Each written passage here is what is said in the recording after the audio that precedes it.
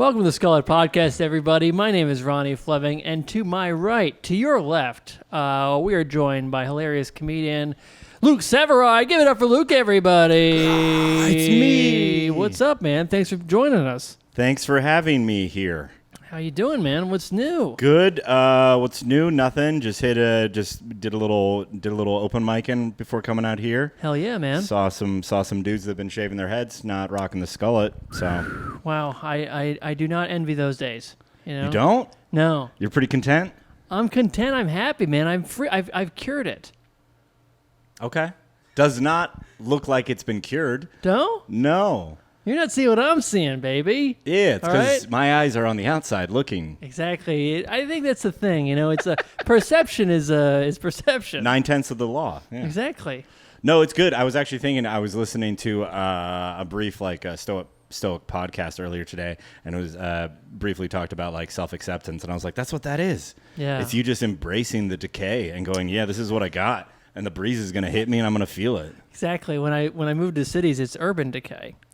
Also, so you're I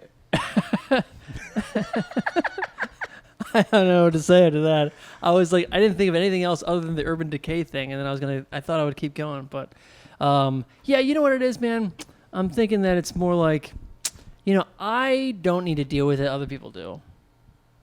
Yeah, that's what a narcissist would say. No, I get that. I get that. Shaving your head is a tedious task.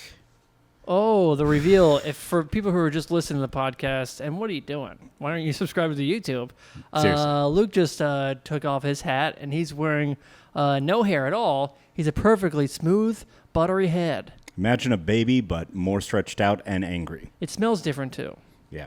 Don't have that fresh scent anymore. Yeah. Been around the block They 4 or 5 actually times. they should sell those, you know? I think that they do. We're just not wealthy enough to get that because it's in the whole, like, the Pizzagate thing. Not only is it the adrenochromes, it's also the scent of a fresh baby's skull. You breathe that in, and it's like it's a high like no other. The high of a new parent, that's like unconditional love, like in a bottle. So I wonder if you can get that like as an air freshener for your car. So it always smells like a mother just gave birth? Yeah. Yeah, I mean that. Open the glove compartment, there's some afterbirth in there. Ooh, quick little snack. I don't like these riffs. I don't know. It's late. I'm feeling a little silly. I don't know, man. There's a little loopiness. It is later in the day. I didn't think we were doing this, and now we're doing this, and I was like, oh, I gotta talk. I've barely talked all day today. But the mic went well? That was fine. You know, it's just an open mic being an open mic. Not really. I don't really know if we need to talk about open mics on a podcast. Yeah, but there was like 7 other bald dudes, and I'm like, dude, that's also that's why I brought up is it just made me go like, yeah, cul-de-sac. If you weren't doing a cul-de-sac at some point, if we're not in the same city, I might do a cul-de-sac. Oh, is that right? Yeah, I don't need to. I already got called Ronnie for the first 2 weeks I was here, and I was like, we are clearly different people. You just see a chrome dome. Yeah, someone called me Evan. Someone called me Ronald Rebnick. You know, Ronald. Anyway, so Renwick. Yeah. So it's just a lot of bald white beards. You know, so I just try to switch it up and also. But anyway, very funny comedian Luke over here coming in from Seattle. Yeah. Yeah. I moved to Pittsburgh in May, coming out from the greater Seattle area. Yeah, I lived out in Washington my whole life, actually. Basically, just kind of spent all that time with doing comedy up and down the West Coast with a little bit in the Midwest. So it was about time to come over to the East Coast. And also, people say that Pennsylvania is not the East Coast because you're not touching the coast. But I'm just like, you're touching a state who's touching the Atlantic. That's basically the coast. Coast adjacent. You know, it's like Philly's like right on Philly's the East Coast. I mean, come on. What do we want from us? You know? I think that's just Pittsburgh people being like, we're closer to Cleveland. Yeah, I think it's just they don't want anything. You know, they don't want to be called the Midwest. They don't want to be called the Rust Belt or whatever. You know. Yeah, maybe that is it. People just go, I don't want to be defined, and then they have a hard time figuring out non-binary people. Yeah. Take that. Well, you can't. Social justice. You came to the right place. Pennsylvania apparently is going to be deciding the election. So I moved here to save America single-handedly. Oh, my God. Wow, you're doing it, dude. Huh. You're welcome. Bald guy, finally. He's going to do something good. Hell yeah. What side? You don't know. That's true. It's true. So who are you voting for? The one that I wish I could find a fun punchline there. I don't mind the Democratic candidate as much.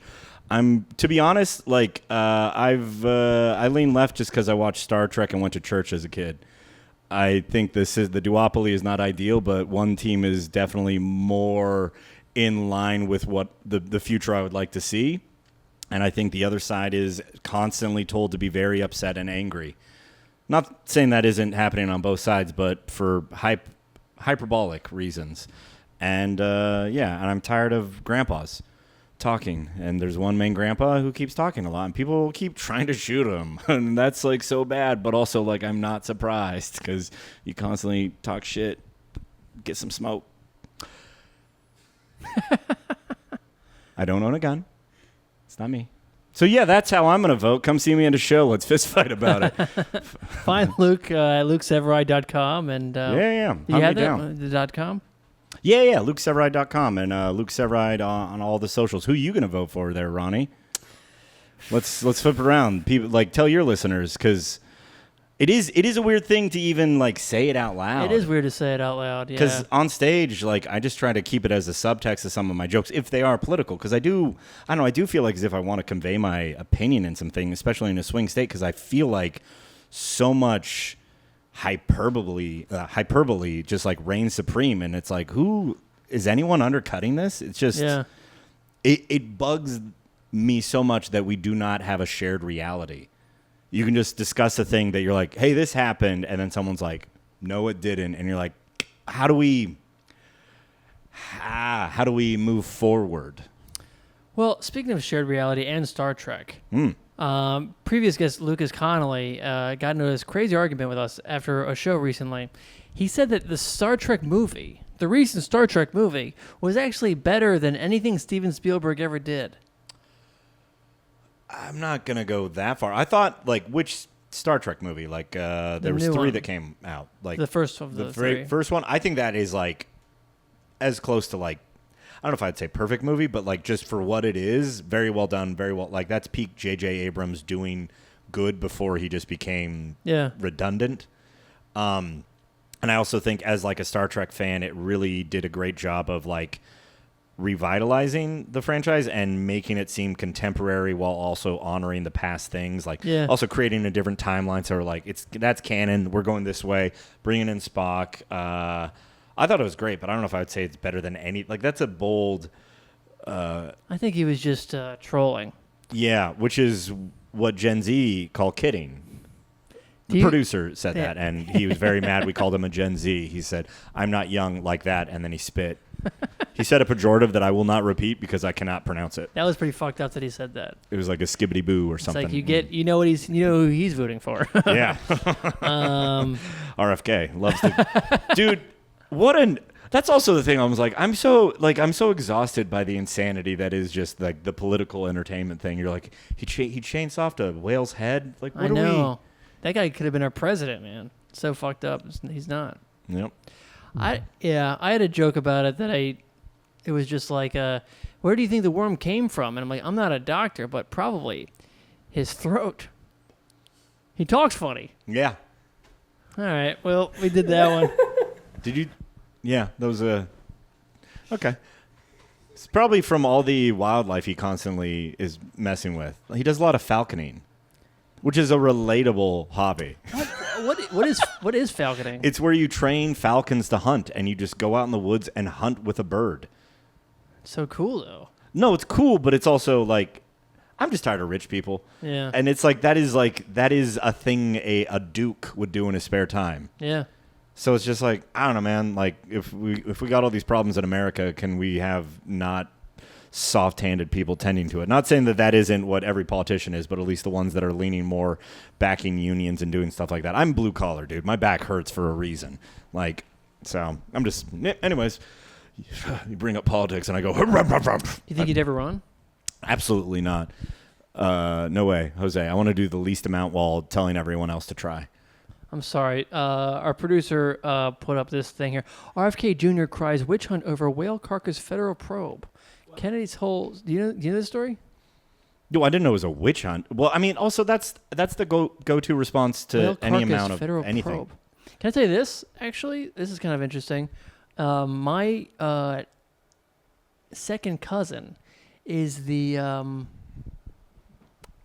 is the CEO of GoDaddy, and he's a billionaire. And he actually did kill an elephant, and he got into a lot of trouble about it. Yeah. Look that up and cause problems in a future wedding I'm going to in October. But he did, and he got into a little bit of there's a lot of hubbub over it. Yeah, people like elephants. Oh, we got They're very smart creatures. Is it an elephant or a lion? It was an elephant, and I don't know if I want to show. It's kind of sad, but here's your second cousin standing over the There he is. carcass of There he is. Dumbo. He also dude. has an earring, which is fun. So just, yeah, rich people are cool. Yeah. I'm coming in with some real fun comedic energy tonight. It's okay, man. Look, it's late. You know, It is what are we late. gonna do? We got, I've revealed it takes a guy like me, and there's just a few of us. Okay, we don't need to keep pulling this up, Also, I like how you avoided the question, who you voting for? bro. I don't know. I mean, I guess it's like I should. We are in a swing state. I mean, I was thinking about not doing it, but then we are in a swing state. I'm like, wow, this is actually pretty valuable. You know? Yeah, I mean, the way the system's set up, it's just a handful of states at any given election are the ones that decide it, which is a flawed I mean, I'm not system. voting for Donald Trump. I mean, Yeah, I was being nice, but I didn't expect that. It's also, that still blows my mind a little bit, and I know I'm sounding ignorant to an extent, but it's just like, it still blows my mind that so many people are like on board with it, and it just really feels like a byproduct of like years and years of just like slowly being shifted to the side, decoupled from reality, because this is not funny at all. you don't have to be funny, dude. Yeah, my job as comedian. No, it's just a bummer realizing that we are slowly like decoupling from each other. Like we don't have a shared reality, and it's kind of like, how did someone get to this point? You're like, well, I mean, he was president for 4 years, and he did do some things that some people liked, and then after a certain point, you get tired of hearing people complain about a guy, so you're like, I'm actually rooting for him, and then when I listen to these channels, they say positive things, and then tell me why they're just whiners. And we're just stuck in that. No one has the bandwidth to listen to someone who they disagree with in an empathetic way. And I don't know. So I'm definitely not voting for the guy, and I hope no one kills him because then he turns into a martyr. But I hope he just sticks around and withers away, and everyone eventually sees him for the con man that he is. Someone needs to wash him down. He's pale underneath all that orange. Probably got this haircut somewhere under there. Think so? Ah, yeah, dude. No, I think he's probably got this haircut. Yeah, that's more Let's accurate. be fair here, all right? Yeah. I mean, if there's a skeleton I've ever seen it's a Donald J. Trump, my president. Yeah. Clip it. Our president. Our final president. Who needs more? He's going to do such a good job.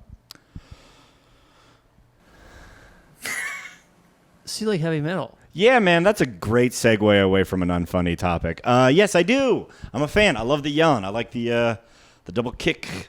Bro, okay, so my question is this. I know that you come from the music world, right? You're a bass player. Yeah. So did you go from being in bands and stuff into stand-up or what? How did that go down? Music, I mean, I never played that consistently. Oh, really? I was just in some bands here and there. The Washington music scene's like, okay, but it's not like, there's not much. Also, it's really hard to be a successful band. Like, way harder than just doing open mics as a comedian. Like, to be a band, like, you need to get everyone on the same page and, like, do well. And then it's usually, they take advantage. Like, producers will just go, hey, you need to move tickets. And then if you move, like, 30 tickets, then you might get a cut. You get screwed out of money pretty hard doing music. So I didn't do it a lot. And we were, working on a tour, like, as if that was going to change everything. It's so funny. Like, the naive stories you tell yourself. You're like, oh, I'm going to do this one tour, and then everything's going to happen. You're like, nah, man, it's like going like, and then I'm going to work Monday through Friday, and I'm going to be the CEO at the end of that. All right. But that fell through, and then just kind of a couple, maybe like 2-3 years of just kind of just day jobbing. It was the job I had was really, really rough. So I did that and then worked on my alcoholism. And Nice. yeah, it's fun when you're like 14-hour day and you're like, I got to be back waking up at 6. I have enough time to like kill a 6-pack real quick, feel a hug from the inside, and then crash out and rinse, regret, repeat. So Did that, but then mid-20s tried an open mic and was like, oh, this is what's up. And that actually, I mean, I can play bass fine enough, but it never really was like my thing. I never was like, ooh, I'm good at this. But the second I did comedy, I was like, oh, I'm not bad. This is okay. I could keep plugging away at this, and then I did, and now we're here. So, and you became a heavy metal fan like what in high school? Junior high. Yeah. Basically between 8th and 9th grade, in that range. Because, raised pretty sheltered Christian. Went to private Christian school through like 5th grade, then public school from then. It's too expensive. And my parents had 3 kids, and they're like, we can't afford Jesus anymore, so we're going with the secular options. Just kind of, around that time, Slipknot came on the scene, then Mudvayne and all those things, and they scratched an itch. I think it really metal music pairs great with fresh testosterone. Oh, sure. Yeah. Were you listening to metal in private school, or once you got to public? No. Once you got to public, that's when. Yeah, it was a couple years into public. Okay. Because also I just wasn't aware of its existence. I never heard it anywhere. Also, I was raised in a house that just didn't listen to music. My parents are weird, man. You didn't listen to music? Yeah, dude. They're nice people, but like just no music was played. Like it's really like the radio softly. I was raised in my mom was a very depressed person. My dad was a very anxious person, and they were just like overworked and overwhelmed all the time. So it was like, can we just, and I'm just a chaotic child just being like, okay, I guess I'll go read. Yeah. Cause I got nothing else to do. And like, then eventually when I like heard metal music, of course, like, puberty hit. So I was evolving, but it's like, I mean, I have some jokes about it, but I do really think that like it scratches an itch. If you're a metalhead, a lot of times you got ADHD or you have anxiety or something, and then this outside soundtrack shows up that harmonizes with what the gray matter's already doing. And a lot of people are really not into it because you just have a different wavelength. Like you have a smoother 4/4 in the key of C major wavelength in your brain where you're like, I'll just turn on the radio. That'll be fine. And me, I'm like, can it have key changes? Can it shift? Can there be a breakdown? Can some dude be screaming, fuck, over the top of it? Because that's how I feel right now. Mm-hmm. For no other reason than existence is happening, and I know it's going to end. Yeah. So I don't know what the initial question was, but chaos ensues. Sick, man. So you do find that metal fans, because a lot of your fan base is like metal fans are just like your friends and stuff, but like are neurodivergent? I'm finding that, but it's also, I have some jokes about having ADHD that have done well. So it's kind of, I'm exploring the concept because it's like I run ads and the people who show up. I don't necessarily want to be like every metalhead's neurodivergent, but like when I've asked audiences, it's a huge amount of them. Yeah. But I also think that being neurodivergent is such an easy diagnosis to give yourself because TikTok told you, and we're all staring at it. And neurodivergency is just the new astrology. It just has a little bit of scientific backing. Oh, really? Let's go here. This is fun. I mean, it's just like I buy into it, but I'm also just like, okay, the second someone's like, this is my identity, you're like, were you just looking for a hat to wear? Mm-hmm. Like, because I know the chaotic nature of ADHD, like, yeah, that's me. But also I'm a pothead, so it's like I'm fueling the fire. So it is like, oh, it's okay. And then, you amplify it for the stage and do all that stuff too. But I just think, I don't know. I think apps just make us find our own little circles to disconnect from other people and maybe connect to other people. So I think that it's valid, but it's also on an app run by a country that has a dictator that isn't our country. So I'm just kind of like, all right. So TikTok told me I'm neurodivergent. All right, cool. Well, it's fun that a dictator dictates those things. So don't trust anyone is what I'm saying. All right. Think for yourself, unless you disagree with me. Yeah, I think you're speaking Tim's language, by the way. Yeah, Tim I'm trying to make him laugh. If you guys hear a in the background, it's because I'm crushing in the room. He's also got COVID, so look out for that. Oh, that's good. So. I have no sense of smell. Because of COVID? No, it was a pre-existing condition. So the whole time during COVID, I've just been like, maybe today. Huh. It's really cool.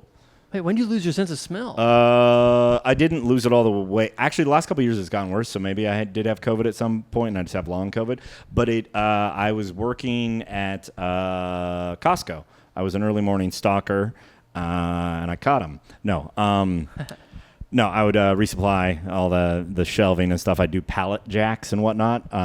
And just one day I was like, stocking some fertilizer or something, and I just remember like it annoyed my sinuses, and then like it just kind of gradually messed with my sense of smell, and from then on just slowly decayed.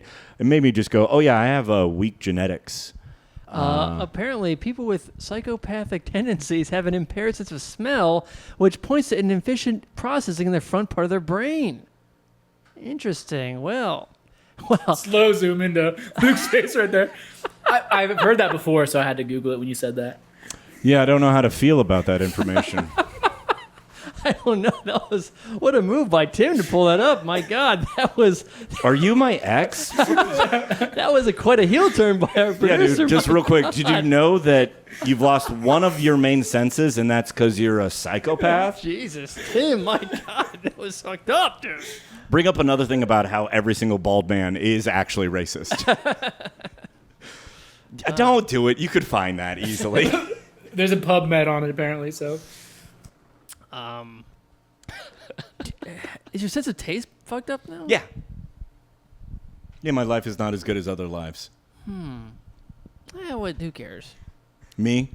But also, like, whatever. Reality's reality. This is the haircut. Thus is life. Okay. I was trying to make you feel better there. No, you're good. Well, no, it's also like, yeah, it sucks. I don't know. Yeah. Some people are a whale that gets their head chopped off by a presidential candidate, so. Is that really what happened? He cut the whale's head off? Or something. I don't know. That's why I looked it up, because I hadn't heard that. Yeah, it said it. You said he had a severed whale's head or something. I mean, here's my thing.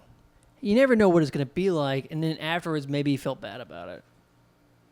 Like, what? Like, doing that? Yeah, he's like, how am I supposed to feel until you do it? And then afterwards you're like, oh, this is what remorse is like. It's like biting the head off of like animal crackers, and then you just evolve into that. Exactly. And I'm the psychopath? Like, listen, dude. I have never to do said a thing to know how I'd feel about doing the thing. I never said I wasn't a psychopath. Okay. Well, Tim definitely never implied it. So, what are you looking up? What are you clacking on? Yeah. I'm just seeing if he actually. Well, I found the article that said the racist history of hair loss, but I didn't pull it up. I'm just finding out if he actually cut a whale's head off.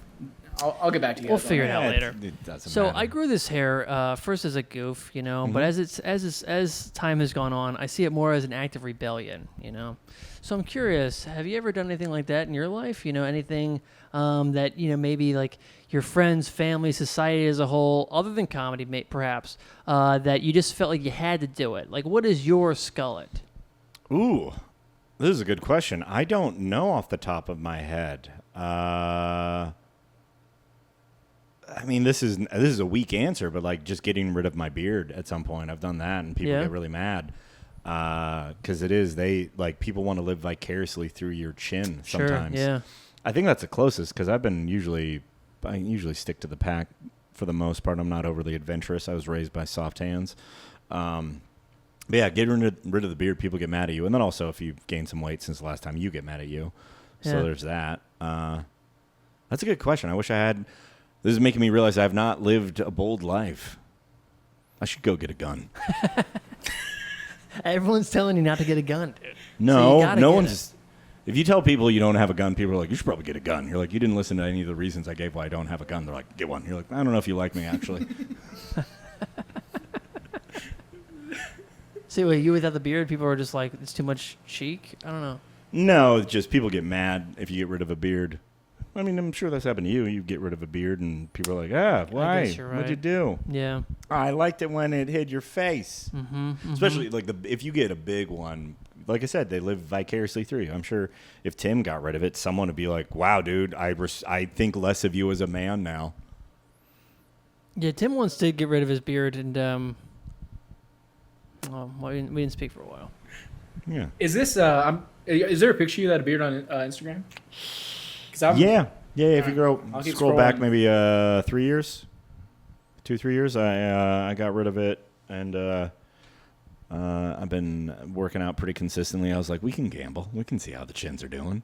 And it's pretty good. I think I'd be a little bit huskier now at this point. But that's a goal, too, is like, I don't know. Although I do think my online following would be, yeah, there we go. My online following would be mad at me if I got rid of my beard. That's a drawing of my niece did of me.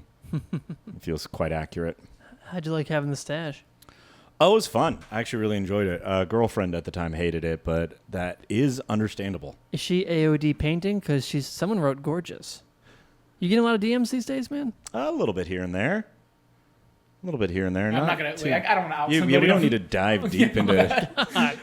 Jesus Christ, there, Timmy. You this said shared? you said who is that? So I clicked and I was like, I probably shouldn't. I realized that. A little bit of the DMs here and there. Yeah. Yeah, nothing crazy. I'm kind of attempting to I need to get my career in check, and I'm in the same way that I'm not drinking. I'm aware of my inability to regulate dopamine intake. And I think dating is just like, and you're like, get yourself in order, bud. Yeah. Do you find that challenging or no? No, not really. It's fine. I don't know. It's lonely, but also I'm like new to a city, and it's like I don't feel like going through the effort of being like I'm new in town, everybody. Yeah. Yeah. But you've been going to. I know you mentioned going to a show in like the middle of like a field or something. A field? You said it was sort of like a... Oh, yes. That was a couple months ago. Yeah. I did go to a metal show out in it was like in a weird abandoned tennis court. That was fun. It was like hot. That's cool. It's like up a hill. It was fun. Yeah. Yeah, I dug it, man. It was fun. And then there was a little kid there that was telling jokes. And the whole time I was like talking to some of the band, the band that I initially knew, and I'd already met him. While the kid's like, some 6-year-old on it was up there. I was just talking to them. I was just like, he wrote none of these jokes. This guy's a hack, dude. Oh, really? Yeah. And he had a lot of them. Like he memorized them, and it was funny. But it was really fun for me to just hate on the child. Yeah. Because he didn't write any of them. It's stolen valor, dude. Yeah. That's a popsicle stick. Right. Also very funny. I forget the name of the band. It was a Chicago band that came down. It was like a 3-piece, sort of like a political, rock band, and lead singer is a black dude, and he was saying like, hey, this next song is basically just talking about like white supremacy and the negative side effects of it on just any community that isn't the white community. And then this little honk ran up and was like, can I tell a joke? And he's like, not right now, bud. Oh, no. And I thought that was very funny. He did write that joke for us, so that was nice. That's nice. Do you like Pittsburgh? Yeah. I don't know. It was a nice summer. It's just there's not enough comedy for me. Mm-hmm.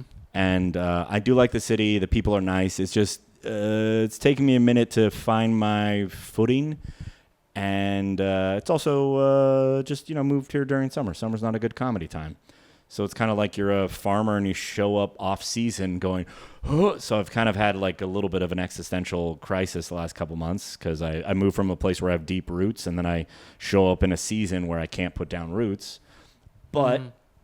Kind of turning a corner. I had a produced show last Sunday. You were on. Great show, man. A lot of fun. Yeah. It just took a while to be able to line things up. And it was at a heavy metal gym. It's like right on brand, dude. It's cool. Yeah, Allentown, part of Pittsburgh, not the city itself, the neighborhood. Yeah, it was a great spot. Looking forward to doing some more stuff there. Need to lock down some dates with the owner. It's Death Comes Lifting. They're a heavy metal gym out in Allentown. Yeah, you can pull them up, shout them out. Zach is fantastic. He's kind of it's basically just him and then a bunch of other local businesses that he works with that he's really just making the thing happen, and it's all kind of on brand with the gothic heavy metal vibe. It's very fun, dude. Sick, man. The way it's written up too is just so on brand. It's very fun to do yoga, and during like the cool down part sort of talk about like just it's your corpse, and like we're listening to music and it's like death's coming for all of us and blah blah. It's just such a macabre thing, but also I think like it ties into Stoicism and all these other philosophies that like being aware of the finite nature of things and like coming to terms with that is a good way to just it's being okay with your hair growing out. It's just being like, it's whatever, man. It's gonna be. It's gonna be. So that's fun. But yeah, I like the hills of Pittsburgh. I like the way it looks. It just like I love all the brick. I love the brick buildings. It makes it look like the whole every neighborhood is just a bunch of dwarves that somehow had their houses moved above ground. It makes me so happy driving around and be like, why aren't there needs to be more beards and broadswords here? Yeah. Oh yeah, the place was great, man. It's a good spot. And you also did like Mr. Smalls. That show was great, man. You've been enjoying it, and you've been traveling a lot lately too. Yeah, huh? I also think I have a very elevated bar of expectation for myself. So on paper, everything's kind of going pretty okay because I did the Mr. Smalls, everything like that, and I've been on the road a lot. It's just I just haven't cracked the code here, and it's weird to know I'm here just through April, and you're like, I need to figure out something before I get out of here. But yeah, it's been good. The road's been good. I got to go back to Oregon and Idaho. Oh yeah, just a brief explanation. You're here because you're a member. You're the grant recipient of the Steel City Arts Foundation. Yes. So it's like a year-long process, and I also received it too. So you're living in my old room for a while. Yeah, that was a part of me not being happy is that room is so small. It's a tiny room. Tiny room, dude. This was like to start. Like I just did not. It was a lot of adjustments going from like living by yourself. I was renting, so I'm still a peasant, but like you have your own space, and then being like, all right, I have two roommates. I'm in a room that is not the room I was told I was going to be in. It's like 90 square feet.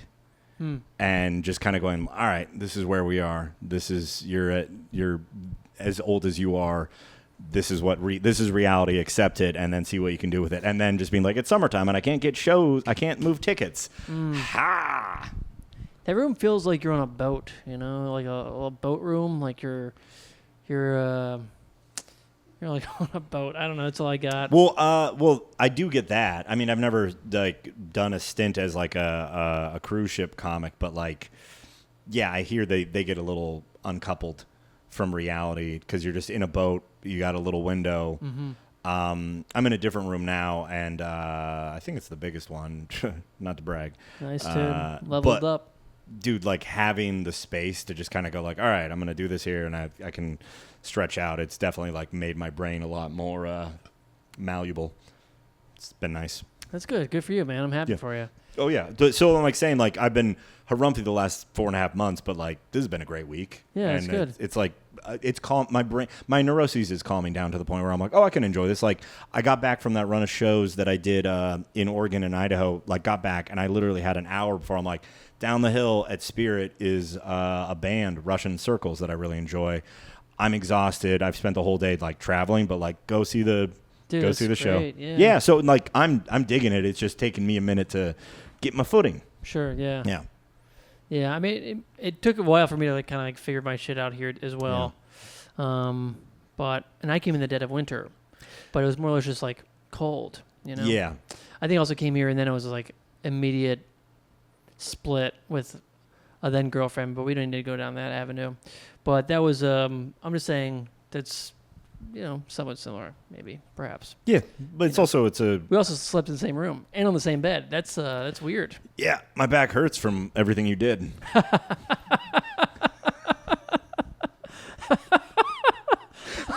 I don't like how much you're laughing at that, dude. That is a knowing laugh. No, it's not. Okay, that laugh is like, I don't even know what you're implying. I don't know either. It's like, that's what did that for me. That's all right. But yeah, there are ghosts in that room. Yeah, man. It's kind of nice because there's not another person in there right now, and I'm like, oh, this is my merch room now. Oh, that's great. Yeah, so it's like more space. Yeah. Makes it easier to do the stuff, do the things. Yeah, we just put out some Skullet merch to just come out. Beautiful. And we're practicing. We're gonna have a his and her Skullet, so one of them's gonna have a little bow, and then we're also doing so like creepy. a Santa Claus Skullet, and we're doing like a little Marine Skullet for Veterans Day. Fantastic. So we're just trying to push this this novelty as far as we can possibly. We just want to take as much money from anybody who possibly wanted to support us, and we just wanted to rip their cash, their hard-earned money from their hands and their pockets and their wallets and their piggy banks and their little change purses and underneath the floors of their cars, and we just want to take it from them, and we want to. What about the money their grandparents have? What I'm about going that? to take it from there, especially from their grandparents, Yeah. because, their grandparents, what are they even doing with that money other than Waiting. putting in slot machines, Yeah, it'd be better spent by you. That's So good. we're just working on different merch ideas. Oh, okay. Yeah. That's good. Have you thought more about? I was saying what he should do is he should take the sticker and then have people hold it and then take a photo with it when it lines up perfectly with their nice. face.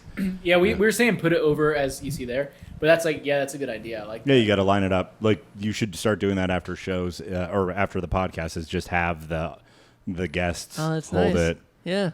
Yeah, Yeah, I like that. It's a pretty good idea. Do we have one right now? we can do it afterwards. We can do it yeah, afterwards. Yeah, we don't Yeah. need to. You have We don't one. need to halt the entire podcast.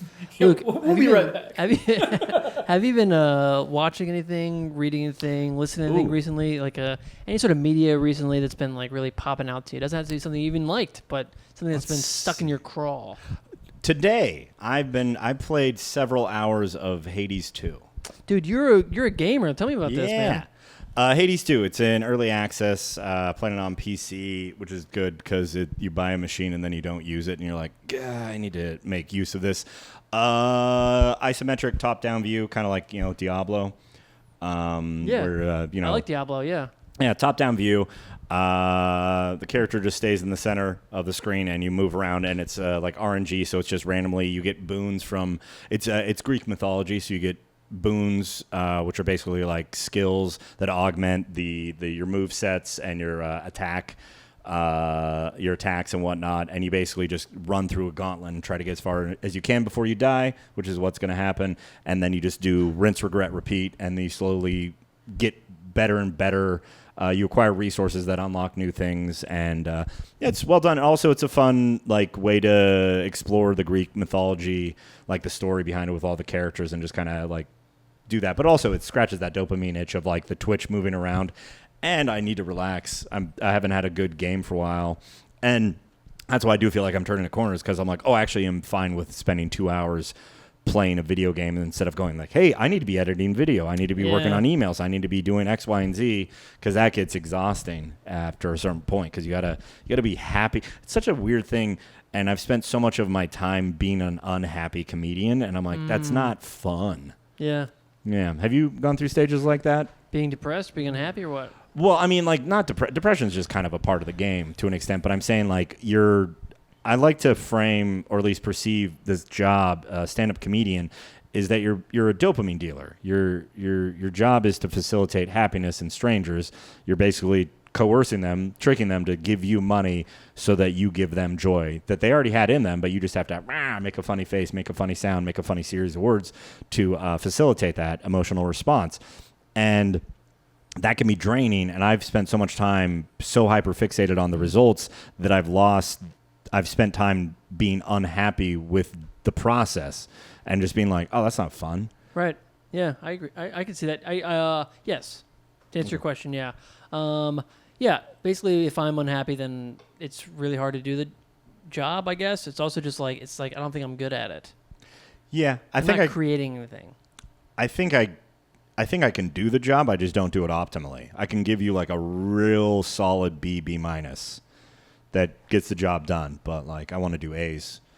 And also, it's shows lately have been a lot of fun. I mean, the show last Sunday. A lot of fun, yeah. A lot of fun. Had a great time. Oh, we were talking about Hades too.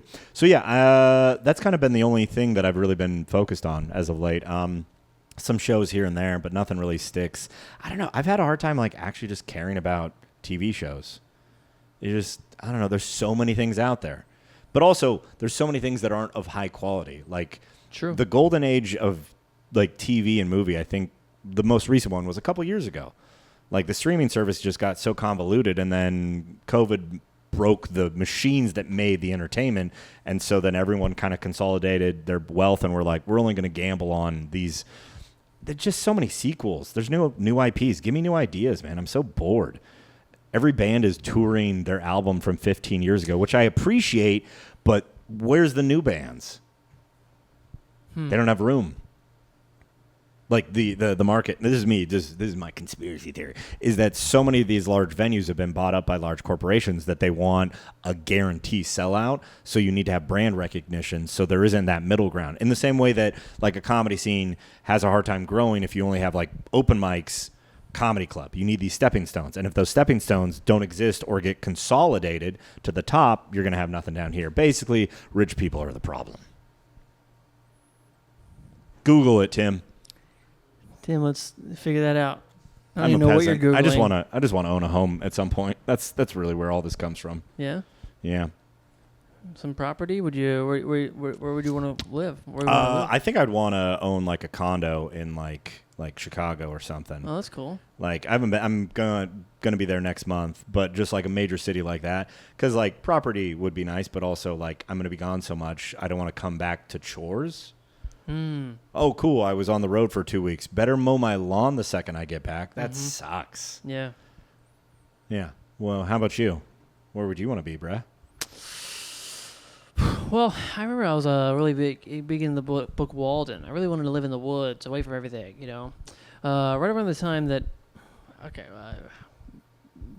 actually, let me answer that question.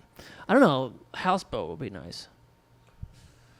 The mobility, or just like the romanticizing it, or That right there. Do you ever see Lethal Weapon? yeah, forever ago. Well, was he on a houseboat? Mel Gibson, scandal noted. Mel Gibson had a houseboat, and I always thought that was really cool. He's also like kind of suicidal, but he was also like a cop. Yeah. But I remember specifically there's like a moment where it's like he had the gun to his head, and then Danny Glover talked him out of like basically killing himself. And ever since then, I wanted a houseboat. Ever since then, you're like, I want to live in a place that's as close to that as possible. I just want to be friends with Danny Glover. Houseboat doesn't seem like you're doing well. Like seems like you inherited money and got rid of most of it, and now this is the last thing you could buy. It's definitely like it's not divorced dad chic, but it's like kind of there. You It's know, a strange cousin chic. that is definitely a strange cousin for sure. Stranger uncle. You know, houseboat Charlie. Yeah, I mean, I think it'd be fun to rent for like a week, the amount of training it would take to know how to like do boat things good. It would be fun to travel, Sure, yeah. but I don't care to take the time to learn how to travel via boat. I'm definitely not listening or reading a tutorial about No. it. Yeah. Played a video game about being a fisherman. That was fun. Did you? Yeah, it's called Dredge. I never finished it, which is usually what happens. I really enjoy a game for about like 2/3 of the way through the night. You don't finish the game? No, I ADHD away. Look at me. That's my identity. But it is like, I figure out the systems that are in the game. Yeah. And I just kind of go like, it's quantified. There's no fresh. Yeah. Which is a bummer. Because I'm like, it's nice to complete a thing and go, oh, look at that. I finished the book. Right. But I don't know. Red Dead Redemption 2 was the last thing that I finished. That's a long one. Did you finish too. it? No, I couldn't. It did not get its hooks in me, man. It's such a slow burn, and I remember I didn't like the shooting mechanics just because I'm just bad at shooters on the PlayStation controller for some reason, and I had it on PlayStation, and it was just frustrating enough that I'm like, I should be better at video games. I've been practicing for years now, and yeah, if that dopamine loop doesn't happen, if it's not scratching the itch, it's easy to just kind of go away. Especially a game that is like, it's beautiful, but it's also minimalistic. It just looks like the 1700s or whatever. Mm-hmm. Yeah, it was just really fun to ride around on a horse, you know? Yeah, I didn't care for horses. What? I didn't romanticize like cowboys and stuff. I'm a sci-fi boy. Oh, I guess you're right. Yeah, because it's also like, the past was mostly just like worse things than now. Yeah.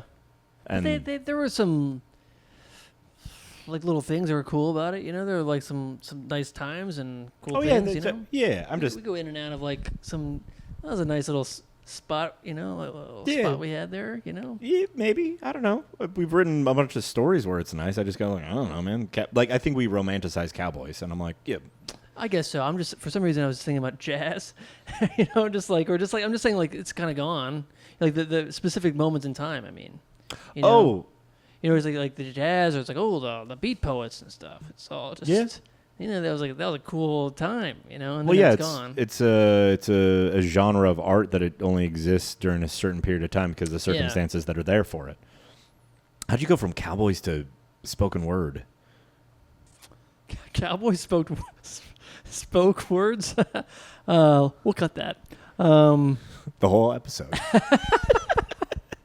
Tim, what are you looking up right now? You got to stop saying that because it's nothing good. I just Googled cowboy jazz. There's actually an album called Cowboy Jazz. Probably. But, I would hope so. Just a little shout out to the boys, Cowboy Jazz. If anyone, give them a little something. So that's the last game that you completed. But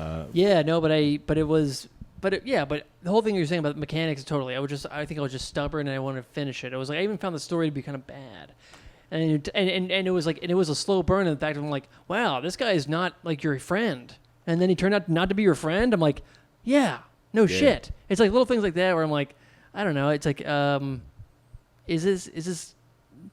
Were you a BioShock guy? Yeah, I thoroughly enjoyed BioShock.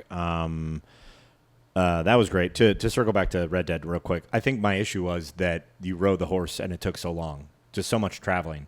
And some games can just turn into a to-do list. And if it's not fun, if the gameplay loop isn't fun, I'm like, I already have a to-do list in existence. I came here to escape that, and now I have a manufactured one. Yeah, I mean, there was like things like, I had to clean my horse in the game, and I have to clean my horse in real life. Yeah. Horse is always dirty, dude. Dude, so totally. Dirty beast. But I was a BioShock boy. I really enjoyed BioShock. The second one was good, made by a different studio, and then BioShock Infinite was fantastic. I like that writing style. It's just kind of, I think that was also kind of a golden age in video games too, is because that was when like video games were kind of like being seen as actual like entertainment options and not just a thing children did. And then large companies just kind of were like, hey, we're going to buy up these properties that are very successful and then kind of ruin them by just trying to make the most money out of them. Like EA comes in. Who else? Some people, they bought BioWare, and then the maker who made BioShock, I forget. But yeah, they like broke up or something. Yeah, it's just money corrupts. It's a theme. I'm hyper fixated. Well, do you think that there's any like art forms now that are like actually like in the sweet spot? Kind of like where video games were when BioShock was coming out? I don't know. Because I don't think you can really tell that until you get a little bit perspective on it. But I mean, I think I wouldn't say stand-up comedy because it's like it's very saturated as well. It's the internet. It's making us kind of just have to give up everything all the time, to an extent. Do you have any thoughts on what kind of art might? No, I was hoping you would. I don't, man. I really don't. Because movies are they can't. Studios don't let anyone do anything. I mean, I guess like what A24 is doing is still pretty interesting. Like, but yeah, like I was there's not like a lot of like movies that are very exciting to me. I mean, I went to film school and stuff, and like I go to the movies, like that's like a thing. Yeah. But it is very hard. I mean, I was actually just listening to a podcast with like Zadie Smith was talking about how she's a author or whatever, and she was just talking about how she has a smartphone, and she was just like, my phone, like she said music actually is actually being benefiting a lot from the internet. I could see that, the accessibility. I know musicians are not paid well, but it has made it so that people can find music much easier. I mean, I can't poo-poo the internet. Like, many people find me because of the internet. Like, it is immensely beneficial, but I don't think it makes my art better. Maybe a little bit, but not like... I just think the social media structure is not conducive to the highest quality iteration of stand-up comedy. Well, what she was saying was that the phone is actually maybe at least from her perspective is making it better for musicians or music anyway. Music, the art from the medium anyway. But she said for writing is bad, right? Because it's making it harder for people to read. Okay. Having a phone is really bad for reading. Like I enjoy reading, right? But the more I'm on my phone, the harder it is to read. You know what I mean? Yeah. So maybe there's art forms that I'm not even super into because it's like I gotta fucking really concentrate on this thing. Oh, it takes longer than 7 seconds? Yeah. But I don't know. Maybe books are really good right now. I have no idea. Maybe. I know I don't read as much as I used to. I started the Silo trilogy, knocked out the first book so fast, bought the second and third, and I'm like halfway through the second, and it took me so long just to get halfway through the second book. I'm like, oh, this is a bummer. This is a good book series, but I'm just like, Yeah, it's tough. Yeah, we're just constantly distracted. Thanks for watching the podcast or listening. It's just distraction, and because our phones just want our attention all the time. Would you ever go dumb phone? If I had enough people, if my career was good enough that I had enough people around me that record my shows, edit videos, upload it for me, do all that stuff, yeah, man, I would love, and I have enough people to interact with during the day that I'm not like bored and being like, I need some sort of something. Like, yeah, I would love to just bail on having a smartphone if like everything else worked out, but it's like it's super convenient. I remember once I was in an acting class, and I'd given up my social media for Lent. And then a comedian, I told them that. I said that, well, what's going on with you, Ronnie? Like, share. And then I did it, and I was like, yeah, he was going to give it for Lent. And this comic said something that I'll never forget. He goes, well, that's why you haven't been booked. And I got on social media right after that. I broke Lent. He broke me. Oh, man. God Fuck does you. not. Redacted. Future guest. I mean, he's not entirely wrong, which is the Exactly lame part. right. Yeah, no, for real. Well, I mean, like, that sounds nice, but my thought was, if I did that, my ticket sales would suck. Yeah. Maybe. Unless I can just spend more money on ads. So, yeah, man, it's part of the game. Yeah. So you gotta have this little weasel in your brain now. Yeah. I think social media is not healthy, but I also need it to have a career. So it's just like, this is a drug that I want. Ideally, we would not be hooked on, but I need everyone hooked on it a little bit so that I can take your money because you think I'm funny. Yeah, man. Well, Just break that momentum. no, I think they were good then. I think they were close to nearing the end, so Hell I yeah. thought that's a great time to end it, bro. Luke, first off, I'll say this. Great having you in Pittsburgh, man. It's great seeing your work. Great working with you. Likewise, man. Where can people find you, man? LukeSevereid.com and all my socials. It's Luke Severeid, just LukeSevereid. I have shows in Pittsburgh, New York, Chicago, Washington, Seattle, Tacoma, Bellingham, kind of all over the place. I'm going to be in Tucson, Arizona, a bunch of spots. I'm going to be touring more and more, but I'll consistently be in Pittsburgh through the end of April. Hell yeah, and make sure you follow him. Check out his reels. He posts hilarious stuff all the time. And thanks, everybody, for checking us out. Please rate, review, and subscribe. Anybody that reviews the podcast, send a little screenshot. We'll send you a sticker and a personalized note, probably from Tim. He's going to do it this time. And in the meantime, remember, folks, not all growth is good. Just keep it in the back of your head.